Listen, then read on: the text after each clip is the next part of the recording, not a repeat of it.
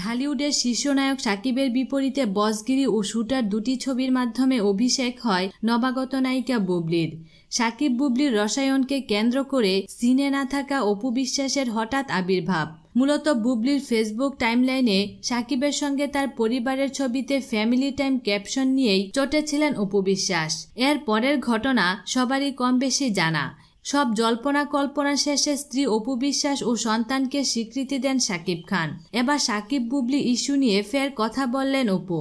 ATN বাংলার sense of humour নামের অনুষ্ঠানে শোবিজ তারকারা নিজেদের জীবনের নানা অপ্রকাশিত কথা বিনিময় করেন নিজেদের মতো করে। অনুষ্ঠানটির এবারের পর্বের অতিথি অপু বিশ্বাস। সেখানে জনপ্রিয় অভিনেতা, নির্মাতা ও উপস্থাপক শাহরিয়ার নাজিম জয় তাকে প্রশ্ন করেন বুবলি প্রসঙ্গে। তখন অপু বলেন, শাকিব অনেক নায়িকার সঙ্গে এমন দুষ্টুমি করে।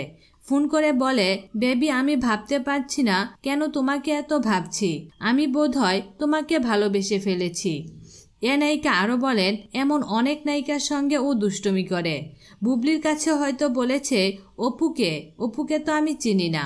তখন জয় বলেন, তার মানে বুবলি শাকিবকে সত্যি সত্যি ভালোবেসেছিল, কিন্তু শাকিব তার সঙ্গে দুষ্টুমি করেছিল। অনুষ্ঠানটির সঞ্চালক জয়ের কথার সমর্থন জানিয়ে অপু বলেন, হ্যাঁ আমি তো শাকিবের স্ত্রী এবং এই দুষ্টুমিগুলো শাকিব আমার সামনেও করত।